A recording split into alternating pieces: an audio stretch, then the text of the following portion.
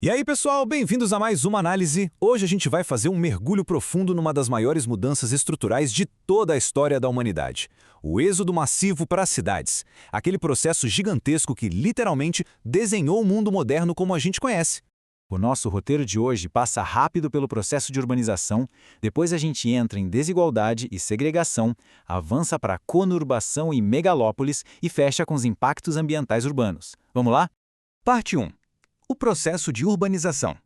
A mudança fundamental. Historicamente, as cidades dependiam totalmente do campo para sobreviver, né? Só que a urbanização e a era industrial viraram esse jogo de cabeça para baixo.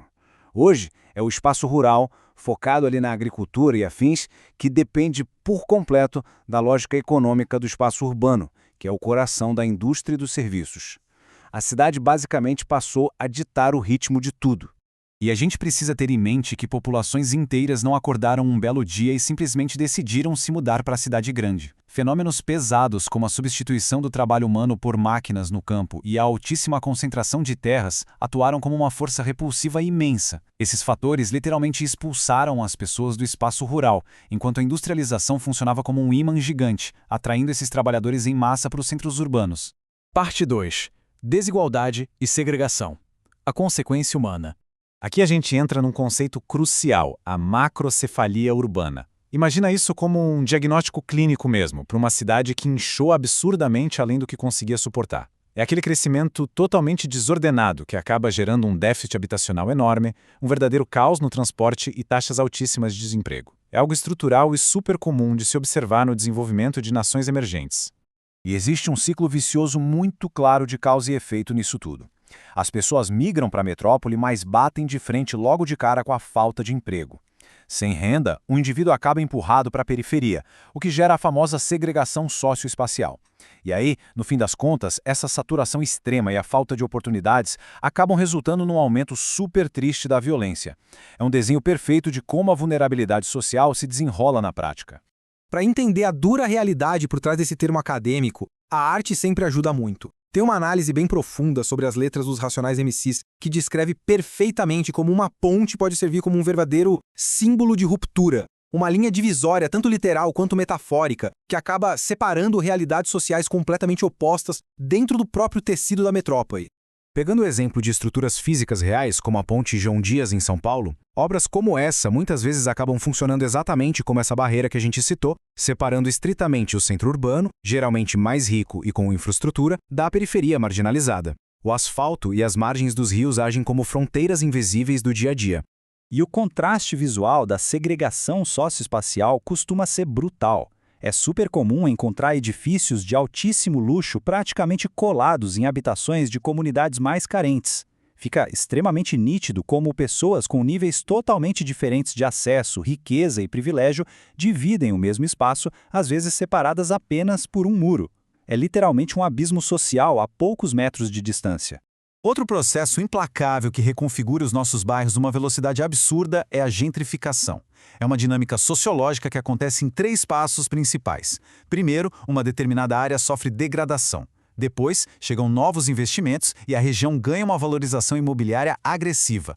Por fim, o custo de vida sobe tanto, mas tanto, que os moradores originais de baixa renda são simplesmente expulsos de lá. E quando a gente coloca essas etapas numa linha do tempo, o impacto é inegável. Com a injeção maciça de capital e a chegada de novos empreendimentos ao longo das décadas, as pessoas que viviam ali há anos vão sendo espremidas para fora de suas próprias ruas. O aluguel e as contas ficam insustentáveis e a vizinhança é totalmente transformada. Parte 3. Conurbação e megalópolis, os gigantes urbanos. Bom, o ponto de virada na escala das cidades é o fenômeno da conurbação. Imagina municípios vizinhos crescendo horizontalmente de um jeito tão agressivo que eles acabam se unindo fisicamente. Aquelas antigas fronteiras municipais simplesmente somem no mapa prático da vida diária. Isso obriga à criação de infraestruturas conjuntas hipercomplexas, tipo sistemas de transporte interligados e saneamento compartilhado para dar conta de todo mundo. Um baita exemplo no Brasil é o eixo entre o Rio de Janeiro e São Paulo. É uma região tão densamente urbanizada que abriga mais ou menos 1/4 de toda a população do país e ainda comanda a esmagadora maioria da economia. Virou uma extensa rede contínua de interação e comércio o tempo todo.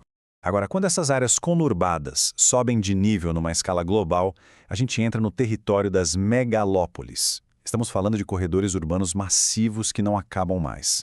Pensa na região de Bosnia-Wash, que liga várias cidades de Boston até Washington, lá nos Estados Unidos. Ou então Tokaido, no Japão.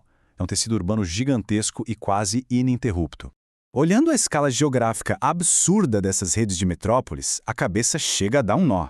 É uma malha de ruas, luzes e concreto interminável, se estendendo por quilômetros a fio rumo ao horizonte. Isso dilui completamente aquela nossa ideia clássica do limite exato onde uma cidade começa e a outra termina.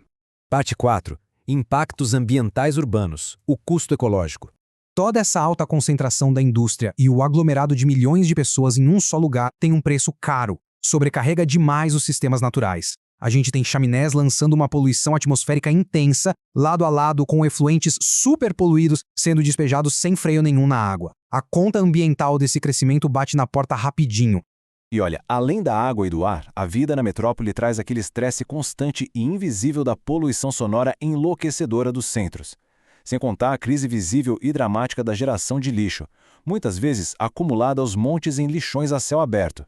Isso só realça como os desafios da vida urbana são pesados tanto para os nossos sentidos quanto para a gestão física de todo esse resíduo diário. Tem um outro dado impressionante sobre esses grandes aglomerados. As megacidades criam seus próprios microclimas. É o famoso efeito de ilha de calor. Todo aquele concreto e asfalto dos grandes centros acabam aprisionando o calor, fazendo com que a área urbana central fique com temperaturas muito, mas muito mais altas do que as periferias e as zonas rurais em volta. E não pense que o estrago fica restrito aos limites do município, viu? A densa emissão de poluentes das cidades altera a atmosfera numa escala global, criando áreas enormes fortemente afetadas pelo fenômeno das chuvas ácidas. Tem regiões pelo mundo todo recebendo chuva com níveis de acidez que simplesmente corroem ecossistemas e infraestruturas muito, mas muito além do foco industrial original. É um nível de expansão que, se não for estruturado, caminha de forma perigosa e em total desacordo com os limites ecológicos naturais. O risco à sobrevivência humana e ambiental nesse cenário é gigantesco. E isso tudo deixa a gente com um desafio enorme para refletir.